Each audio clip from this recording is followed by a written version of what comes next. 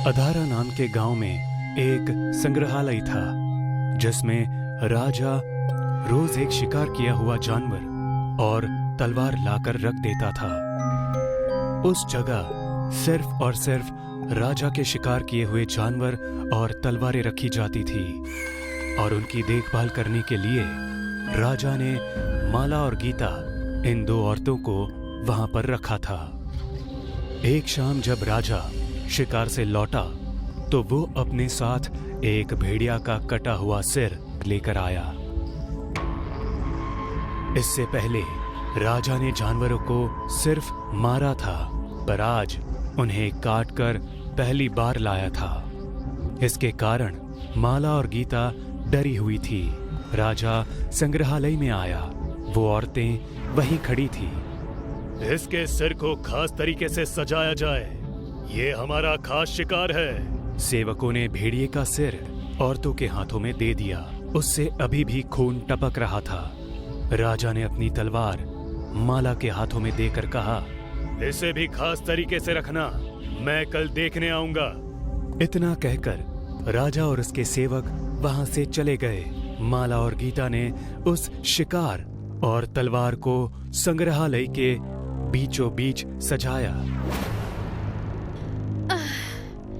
आज का तो हो गया। चल खाना खा के सो जाते हैं, बहुत भूख लगी है। रुक, ये देख, तलवार पर लगा सारा खून जमीन पर गिर रहा है। इसे साफ करना होगा। ठीक है, मैं करती हूँ। तू जल्दी जा और खाना गरम कर। जा। हाँ ठीक है, ठीक से करना। हाँ। गीता दूसरे कमरे में चली गई और माला वो जमीन पर पड़ा खून साफ करने लगी।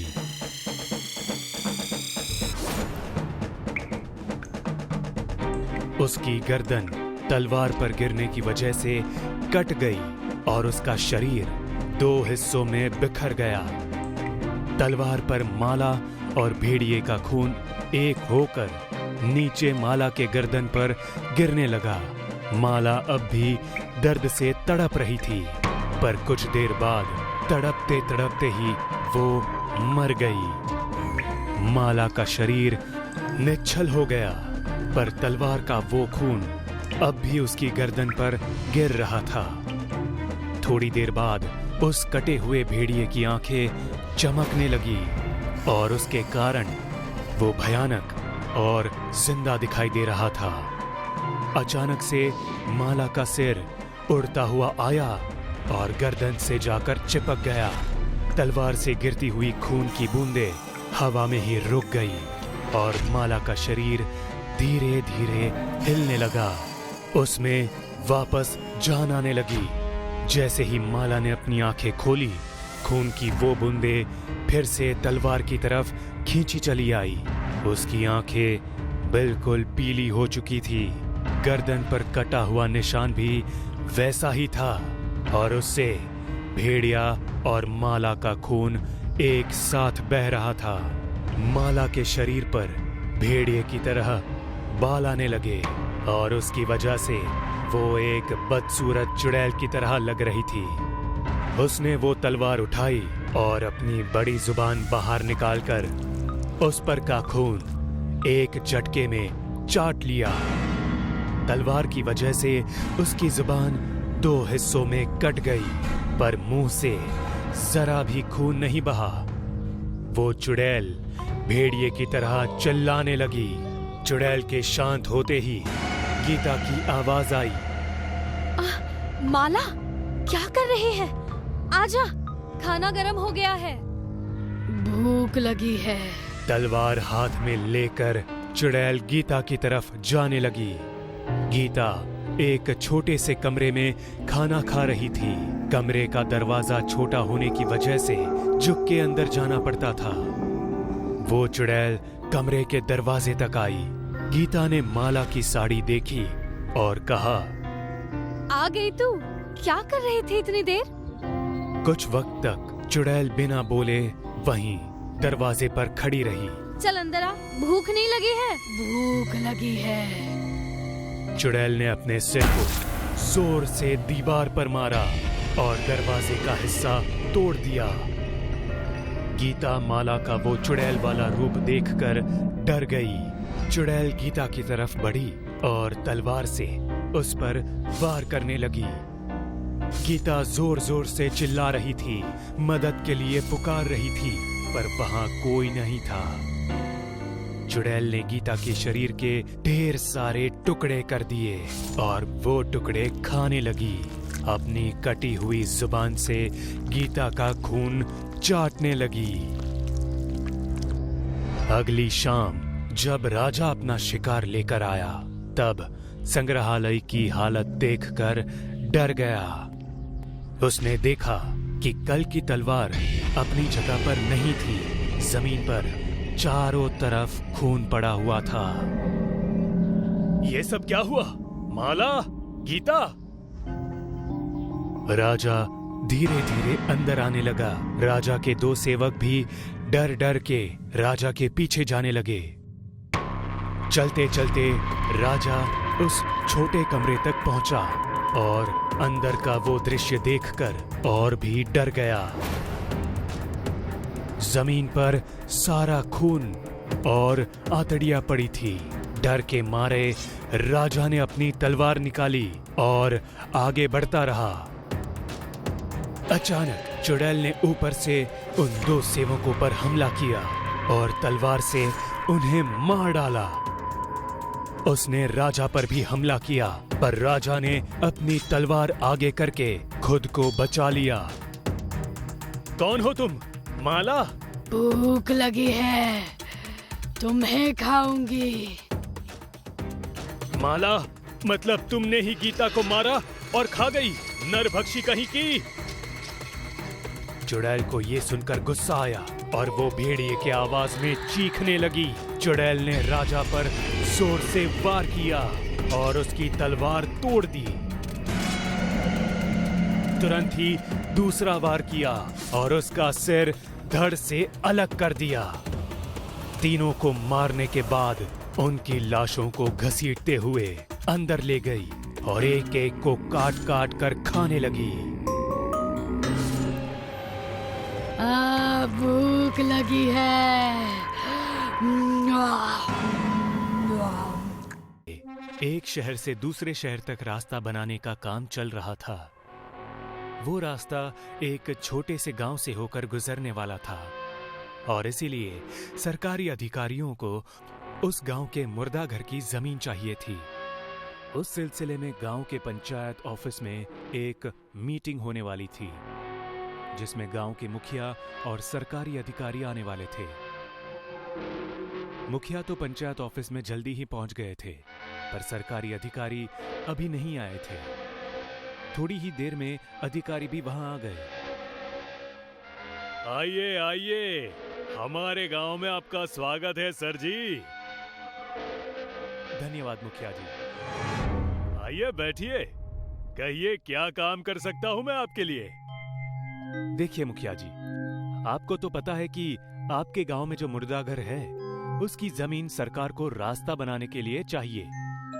उस रास्ते का फायदा आप गांव वालों को ही होने वाला है और जैसा भी है, पर आखिर में सरकारी काम है। इसलिए मैं चाहता हूं कि आप इसमें कुछ बाधा ना डालें। यही आपके लिए और इस गांव के लिए बेहतर होगा। अरे हम क्यों बाधा डालने लगे सर जी? बस विधायक जी से कहकर हमारे लड़के का काम करवा दीजिए। जी, वो टेंडर का काम?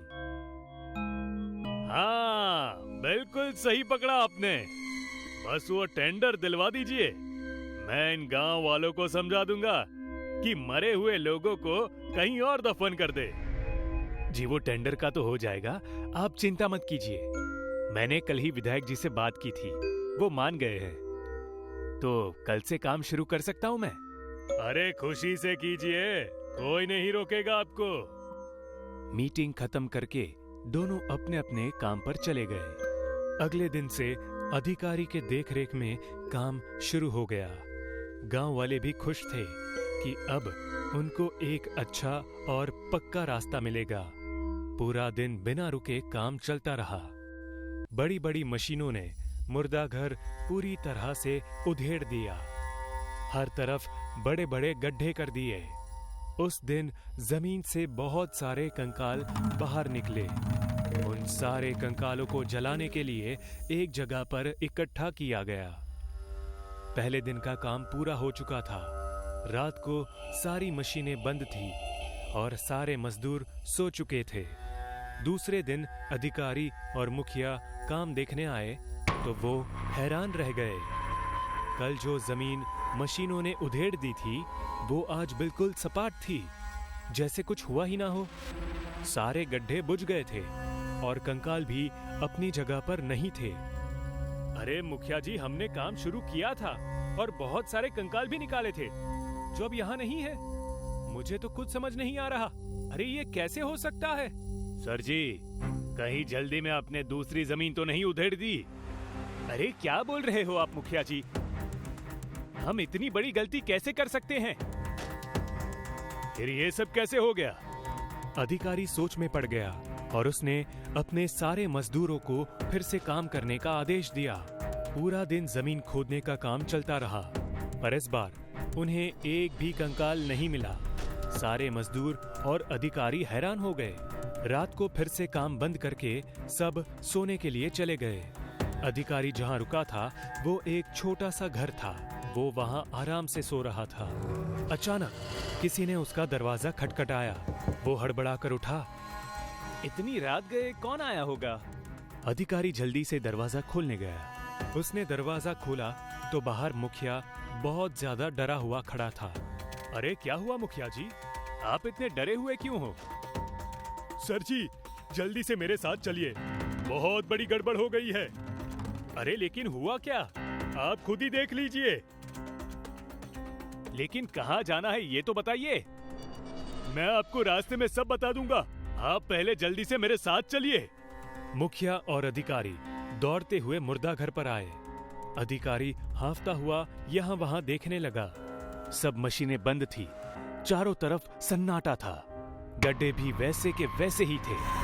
अरे क्या हुआ मुखिया जी?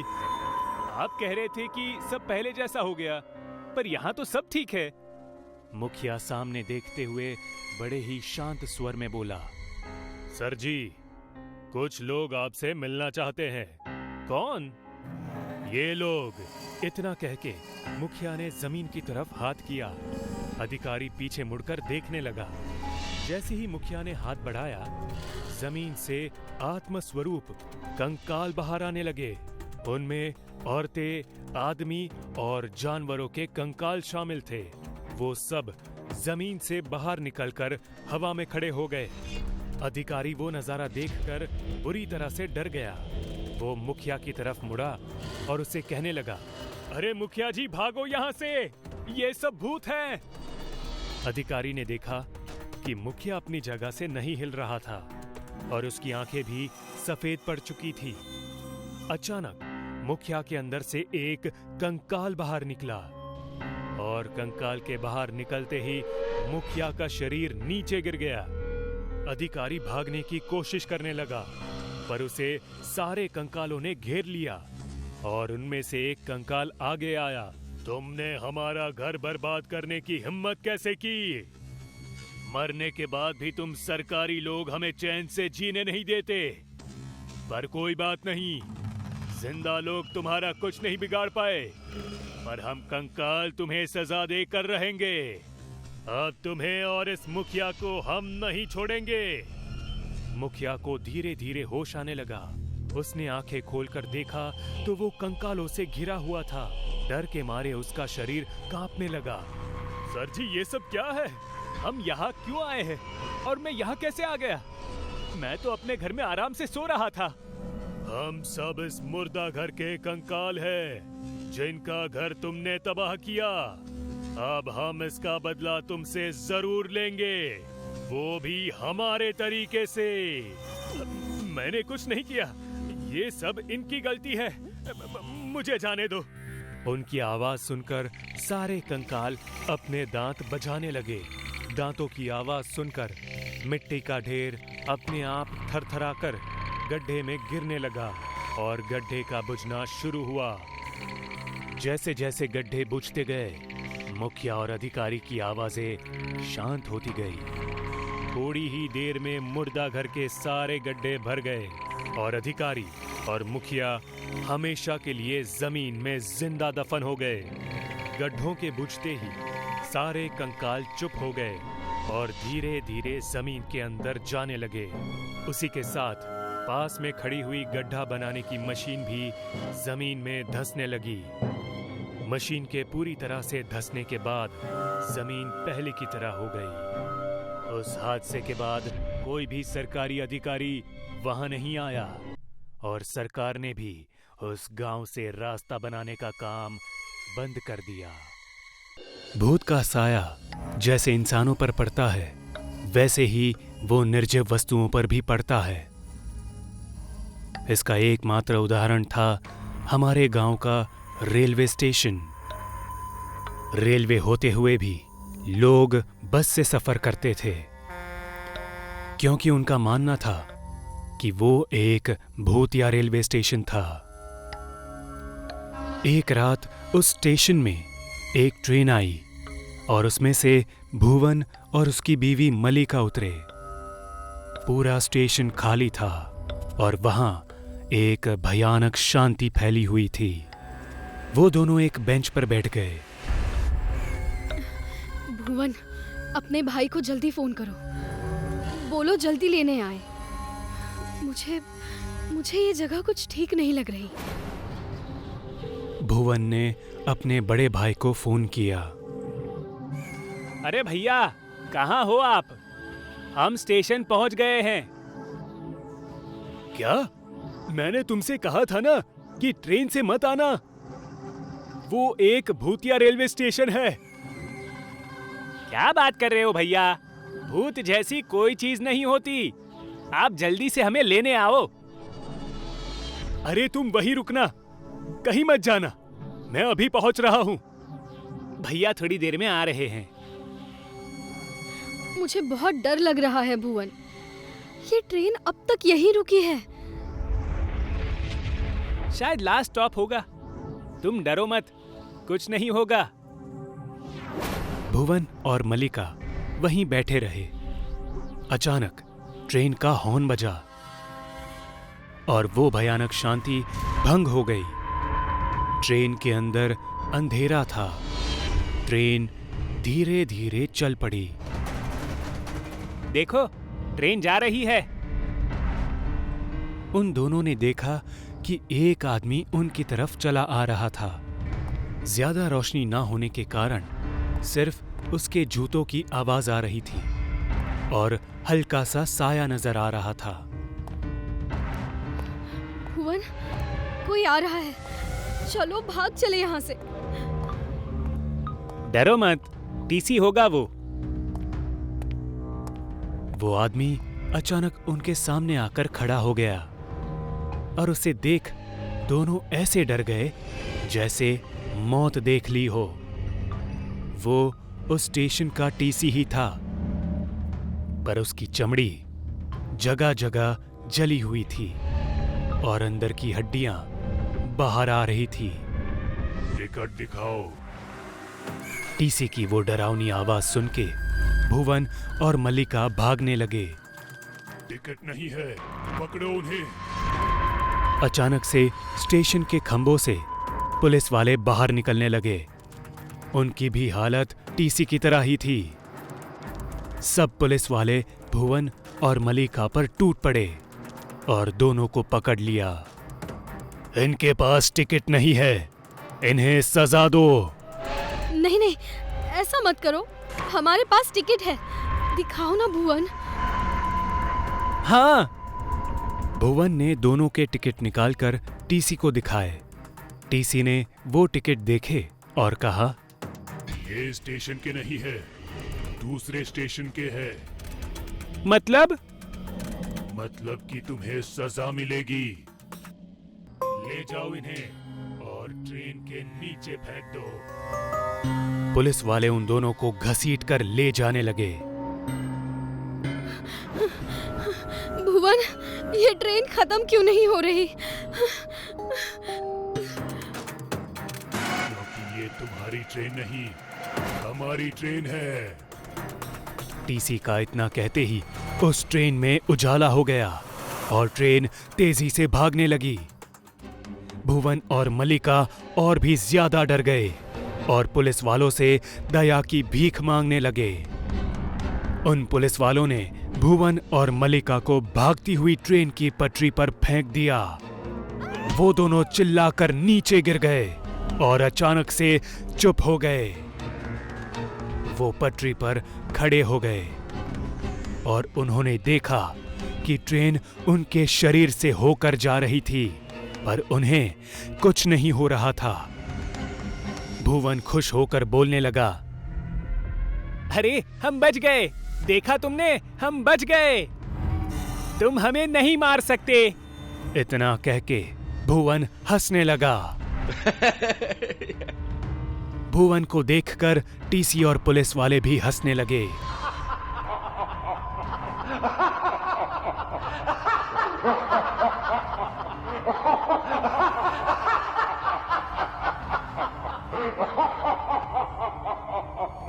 उनको हंसता देख भुवन शांत हो गया। उनकी भयानक हंसी सुनकर मल्लिका रोने लगी। भुवन को कुछ समझ नहीं आ रहा था।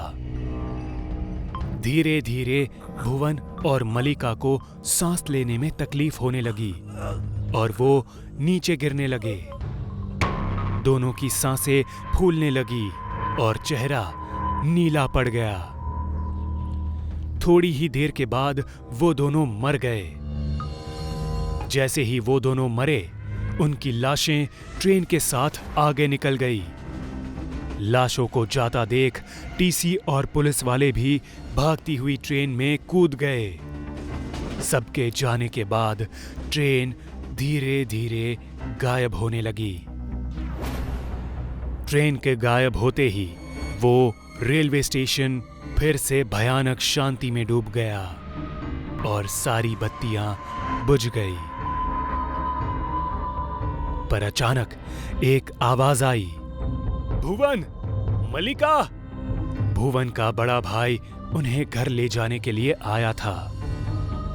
वो उस बेंच के पास आया जहां भुवन और मल्लिका बैठे थे। वो बहुत डरा हुआ था। सामान तो यही है, ये दोनों कहां चले गए? भुवन, मल्लिका।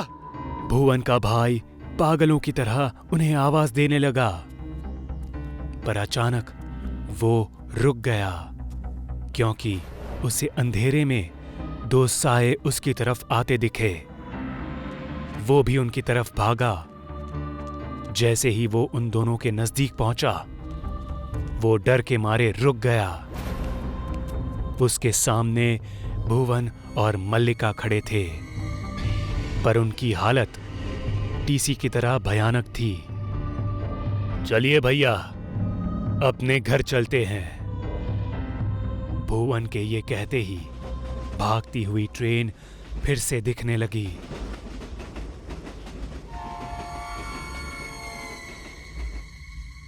एक गांव में नाहर नाम का एक आदमी रहता था जो दिखने में बहुत ही बदसूरत था। इसलिए उसका चेहरा हमेशा रोता हुआ ही नजर आता। उसके सिर पे बाल भी बहुत कम थे और जो थे वो भी अजीब और रंगीले थे। गांव के सभी लोग उससे दूर भागते थे। गांव के छोटे बच्चे उस पर हंसते और उसका मजाक उड़ाते थे। इस बात का नाहर को बहुत बुरा लगता था। एक रात नाहर अपने घर में आईने के सामने खड़ा होकर खुद के चेहरे को घूर रहा था। वो बहुत गुस्से में लग रहा था और अचानक अपने आप से आईने में बात करने लगा। कितने बदसूरत हो तुम, तुम्हारा चेहरा कितना उदास और दुखी है। इसलिए गांव का कोई भी आदमी तुम्हें पसंद नहीं करता। तुम्हें इस चेहरे को बदलना होगा। इस गंदे चेहरे पर तुम्हें दूसरा चेहरा पहनना होगा। एक हंसता हुआ और खुश चेहरा जो सबको पसंद आए। नाहर ने सामने रखे लाल रंग को उठाया और उससे अपने मुंह पर रंग लगाने लगा। उसने उस लाल रंग से अपने मुंह के दोनों तरफ एक बड़ी सी स्माइल बनाई। अपने आंसू छिपाने के लिए उसने अपने पूरे चेहरे पर सफेद रंग लगाया और आंखों के इर्द गिर्द काला रंग लगा दिया। थोड़ी ही देर में उसका चेहरा एक क्लाउन की तरह लगने लगा। नाहर खुद का चेहरा आईने में देखकर बहुत खुश हुआ, क्योंकि अब उसका चेहरा बिल्कुल बदल चुका था और उसका असली उदास और बदसूरत चेहरा उस क्लाउन के मेकअप के नीचे छिप गया था। मेरा उदास चेहरा तो खुश हो गया। आज के बाद कोई भी आदमी मुझे देखकर दूर नहीं भागेगा। छोटे बच्चे मुझ पर नहीं हंसेंगे, पर गांव में मेरे जैसे और भी लोग होंगे जो अपने चेहरे को पसंद नहीं करते। मुझे उनकी भी मदद करनी चाहिए, उनको भी नया चेहरा देना चाहिए। नाहर ने लाल रंग उठाया और अपनी जेब में रखकर बाहर जाने के लिए निकला। वो जब गांव में आया तो उसे अपने आसपास कोई भी नजर नहीं आ रहा था। नाहर ने पूरे गांव में किसी उदास और दुखी आदमी को ढूंढा, पर उसे कोई नहीं मिला। आखिर में वो खुद उदास होकर एक पेड़ के नीचे बैठ गया। थोड़ी देर बाद अचानक नाहर को पेड़ के पीछे से किसी के सिसकने की आवाज आने लगी। उसने पेड़ के पीछे जाकर देखा तो एक जवान लड़का अकेला बैठा रो रहा था। नाहर उसके पास गया और उसे पूछने लगा, क्या हुआ? तुम रो क्यों रहे हो? उस लड़के ने कुछ जवाब नहीं दिया, बस रोता रहा। नाहर उसके बगल में बैठ गया और फिर से उसने पूछा, क्या नाम है तुम्हारा और इतना क्यों रो रहे हो? उस लड़के ने रोते रोते जवाब दिया, मेरा नाम हरीश है। मुझे मेरे मालिक ने काम से निकाल दिया है, इसीलिए मैं रो रहा हूँ। अरे उदास मत हो। जब तुम रोते हो तो तुम्हारा चेहरा बिल्कुल अच्छा नहीं लगता। तुम रोना बंद करो और अपने चेहरे पर मुस्कान लाओ। रुको, मैं ही तुम्हारे चेहरे पर मुस्कुराहट लाता हूँ। उसने नाहर के हाथ को झटका और उसकी वजह से वो लाल रंग नीचे गिर गया। आप ये क्या कर रहे हो? मुझे अकेला छोड़ दीजिए, जाइए यहाँ से। हरीश की ये बात सुनकर नाहर को बहुत बुरा लगा और उसकी आंखों में अब खून उतर आया। नाहर गुस्से से हरीश की तरफ देखने लगा। गुस्से में उसका क्लाउन वाला चेहरा और भी खूंखार लग रहा था। नाहर का वो रूप देखकर हरीश डर गया। हरीश वहां से भागने के लिए उठा, पर नाहर ने उसका हाथ पकड़कर उसे वहीं रोक लिया। हरीश अब और भी डर गया। तुमने मेरे लाल रंग को खराब कर दिया, पर कोई बात नहीं, मैं तुम्हारे चेहरे पर मुस्कुराहट ला कर रहूंगा। नाहर ने अपनी जेब से एक छोटा सा चाकू निकाला और हरीश के सामने उसे हिलाने लगा। हरीश उस चाकू को देखकर बहुत डर गया और नाहर के सामने गिड़गिड़ाने लगा। मुझे जाने दो, मैंने तुम्हारा क्या बिगाड़ा है? तुमने मेरा कुछ नहीं बिगाड़ा। मैं तो बस तुम्हें खुश देखना चाहता हूँ। अगर तुम खुश नहीं रहोगे तो ये गांव वाले मेरी तरह तुम्हारा भी मजाक उड़ाएंगे। आओ, मेरे पास आओ। नाहर ने उस चाकू को हरीश के मुंह में डाल दिया और उसके गाल को काटने लगा। जैसे ही नाहर ने गाल को अंदर से काटना शुरू कर दिया, हरीश के मुंह से खून बहने लगा और वो जोर जोर से चीखने लगा। नाहर ने दूसरे गाल को भी काटना शुरू कर दिया। हरीश दर्द के मारे तड़प रहा था। दोनों गाल काटने के बाद नाहर ने चाकू को बाहर निकाला और उस पर लगा वो खून अपने कपड़ों से साफ करने लगा। हरीश का चेहरा बेहद बदसूरत और डरावना लग रहा था। उसके मुंह पर एक स्माइल जैसी खून से रेखा बन गई थी। वो रो रहा था।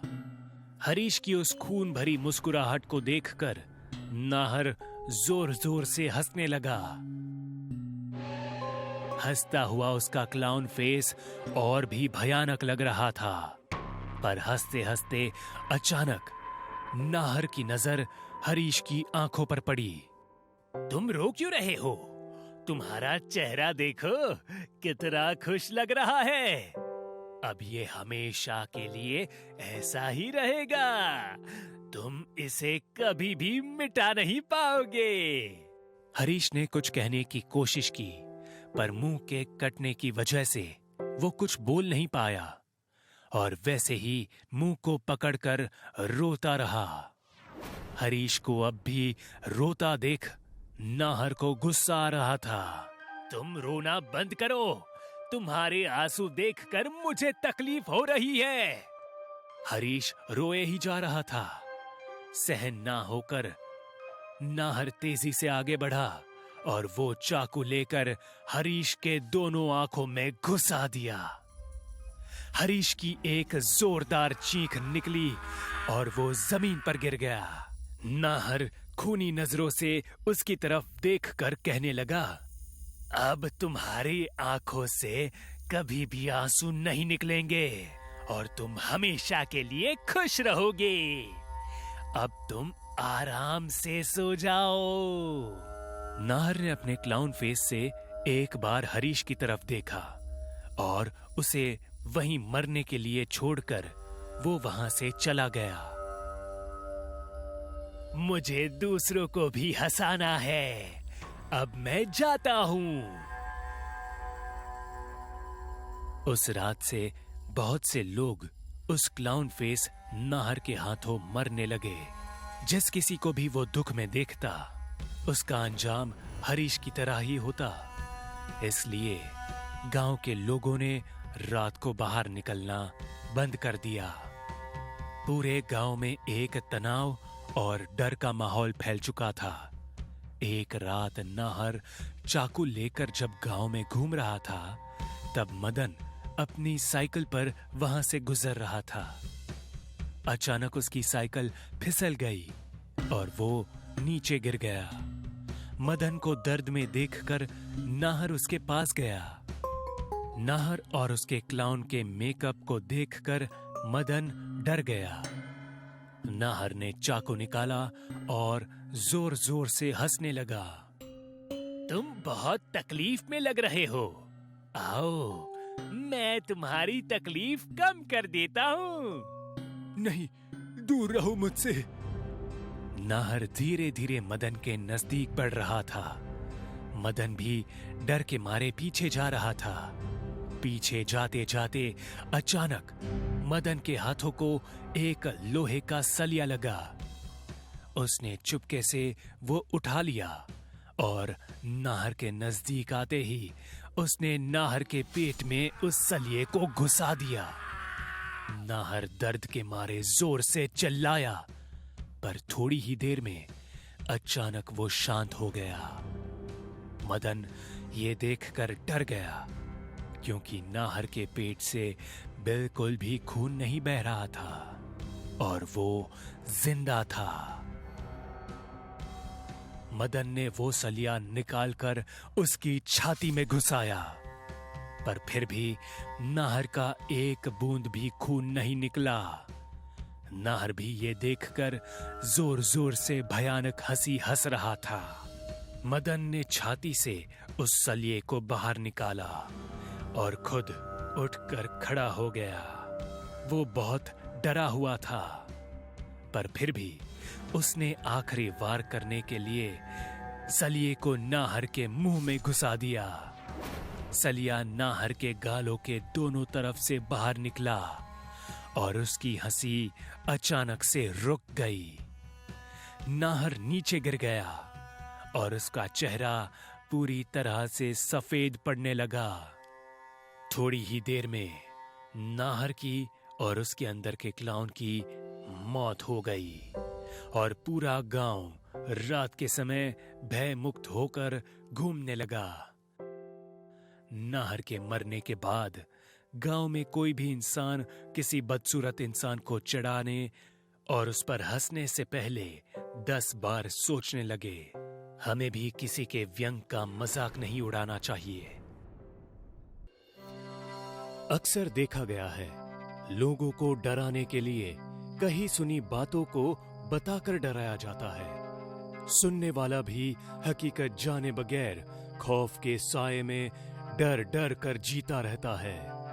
लेकिन ये जरूरी नहीं कि कही सुनी बातें हमेशा सच होती हैं। वो बातें झूठ भी हो सकती है।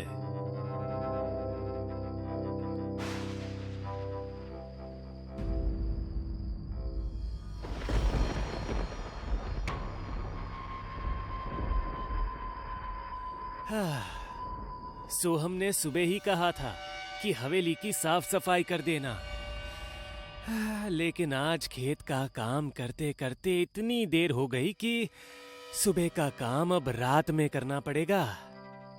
विनोद बाबू, आज तो पूरी नींद हराम समझो।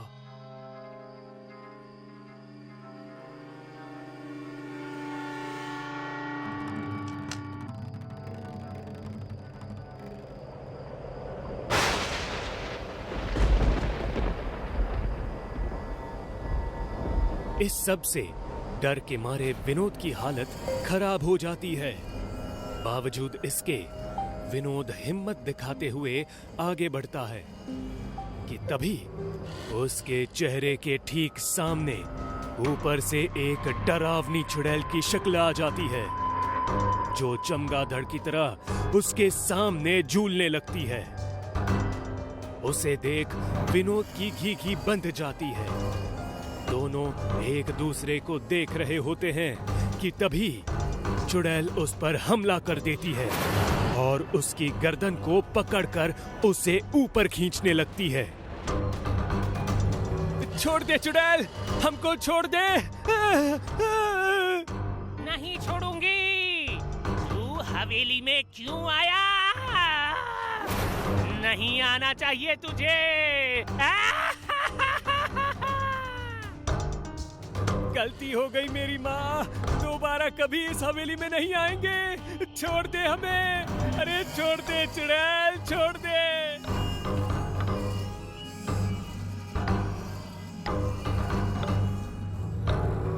अरे अरे विनोद भाई, संभालो खुद को। क्या हुआ? अरे इतने डरे हुए क्यों हो? सब ठीक तो है ना? चुड़ैल, सोहन भाई, हवेली में चुड़ैल है। चुड़ैल? अरे ये क्या कह रहे हो? सच कह रहे हैं भाई, वो तो हमारी किस्मत अच्छी थी जो हम जिंदा बच के आ गए हैं, वरना उस चुड़ैल ने तो हमें मार ही डाला था। भाई तुम पकड़ो तुम्हारी हवेली की चाबी, हमसे तो उसकी साफ सफाई ना हो पाएगी। हम तो कहते हैं अगर तुम भी जिंदा रहना चाहते हो तो जितनी जल्दी हो सके उस हवेली से पल्ला झाड़ दो। कहीं उस चुड़ैल के हत्थे चढ़ गए तो राम नाम सत्य समझो।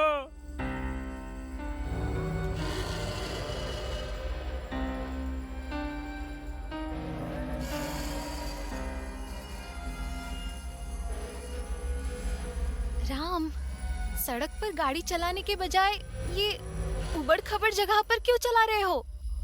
ये गांव की कच्ची सड़क है रुक्मणी, शहर की स्मूथ सड़क नहीं। ये कच्ची सड़क नहीं, नरक जाने वाली कच्ची सड़क है। पता नहीं तुम्हारे गांव में पक्की सड़क कब बनेगी। सड़क बने ना बने, उससे हमें क्या? एक बार हवेली बेच दे, उसके बाद यहाँ कभी आने की जरूरत ही नहीं पड़ेगी। राम और रुक्मणी हवेली बेचने आ तो रहे हैं, लेकिन उन्हें पता नहीं उनकी पुश्तैनी हवेली में चुड़ैल के रूप में उनकी मौत मंडरा रही है।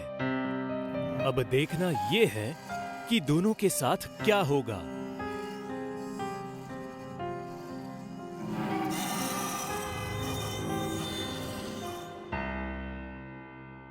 प्रणाम मालिक मालकिन, आप लोग अंदर चलिए, हम सामान लेकर आते हैं। सोहम, हवेली की साफ सफाई हो गई है ना? नहीं मालिक, सफाई तो नहीं हो पाई। व्हाट? तुम्हें बताया था ना कि 3 दिन में हवेली खरीदने के लिए लोग आ रहे हैं। अगर साफ सफाई नहीं हुई होगी तो बेचने में मुश्किल हो सकती है। हवेली बेचने की मुश्किल बहुत बड़ी हो चुकी है मालिक। मतलब कहना क्या चाहता है तू? मालिक, इतने लंबे समय से हवेली खाली पड़ी थी तो किसी चुड़ैल ने उस पर कब्जा कर लिया है, और वो चुड़ैल बहुत ही खतरनाक है। चाहो तो आप पूरे गांव से पूछ सकते हो। गांव की छोड़, तू बता, तूने वो चुड़ैल देखी अपनी आंखों से? नहीं मालिक, देखी तो नहीं, मगर जब तूने चुड़ैल देखी ही नहीं तो सुनी सुनाई बातों पर विश्वास क्यों कर रहा है? लोगों का क्या है, वो तो दूसरों की जेब में 2 पैसे जाते देखकर जलन के मारे सूखने लगते हैं। ऐसे ही किसी गांव के आदमी ने यह अफवाह उड़ाई होगी, और ये भूत प्रेत चुड़ैल जैसी कोई चीज नहीं होती। तुम अभी हवेली जाओ और अच्छे से साफ सफाई करके आओ। जाओ। जी मालिक। चुड़ैल न होने की बात पर सोहन हामी तो भर देता है, लेकिन उसके चेहरे के हाव भाव से साफ पता चलता है कि उसे पूरा यकीन है कि हवेली में चुड़ैल है।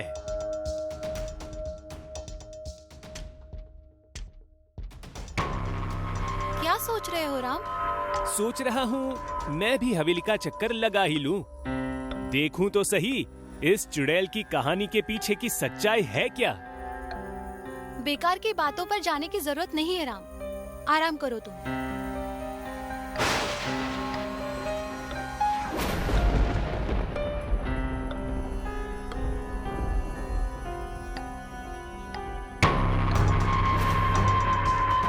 छोड़ चुड़ैल, छोड़ मुझे, छोड़ दे। चुड़ैल, चुड़ैल, बचाओ, चुड़ैल, चुड़ैल। सोहन, सोहन रुको, क्या हुआ सोहन?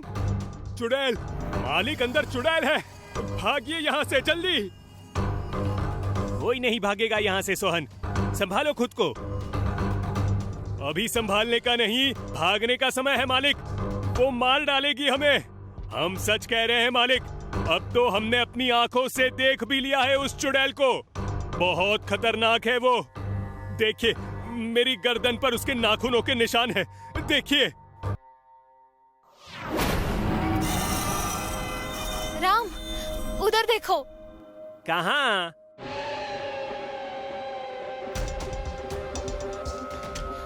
अरे, अभी तो वही थी, कहाँ गई? राम, मुझे लगता है हमें अभी यहाँ से चलना चाहिए। कल दिन में सोचते हैं हमें क्या करना है।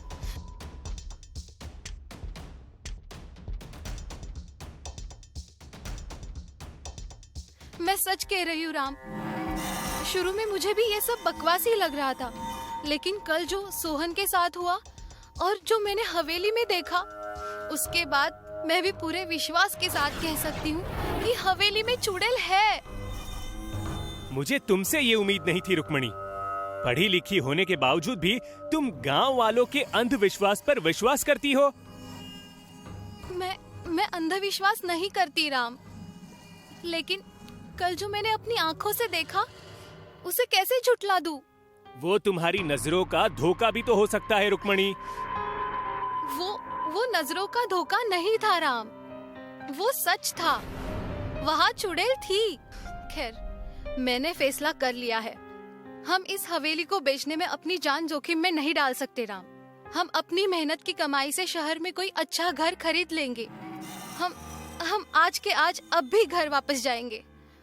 चलो, मैं सामान पैक करती हूँ। रुक्मणी, शांत हो जाओ, हम चलेंगे, लेकिन आज नहीं, परसों सुबह। मुझे गांव में एक और काम है। कल तक मैं उसे निपटा लूंगा, फिर चलेंगे। राम ने रुक्मणी को काम का बहाना देकर रोक तो लिया, लेकिन उसका मन अभी भी मानने को तैयार नहीं था कि हवेली में कोई चुड़ैल है। इसलिए सच्चाई की तह तक जाने के लिए वो उठा और टॉर्च लेकर कमरे से बाहर निकल गया।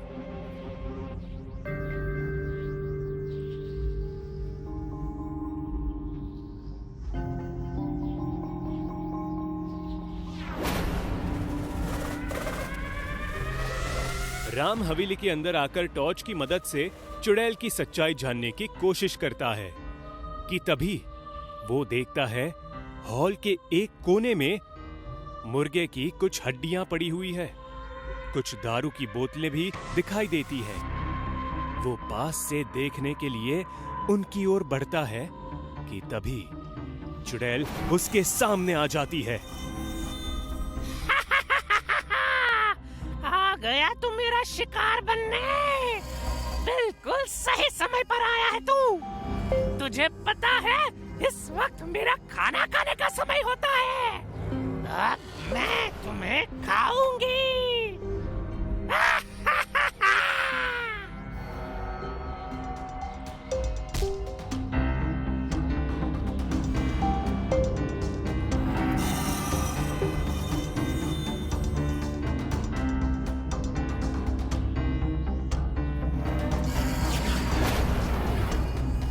मुझे माफ कर दो भैया, माफ कर दो मुझे।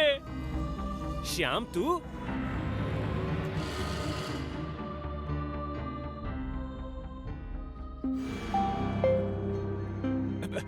मुझे माफ कर दो भैया। दरअसल अपनी गरीबी से लड़ते लड़ते मैं थक गया था, इसलिए मैं इस हवेली को, जो कि आपके नाम है, इस पर चुड़ैल का साया बोलकर आपसे कम दाम पर खरीद कर ऊंचे दाम पर बेचना चाहता था। इसलिए मैंने ये सब किया। मुझसे गलती हो गई भैया, मुझे माफ कर दो प्लीज।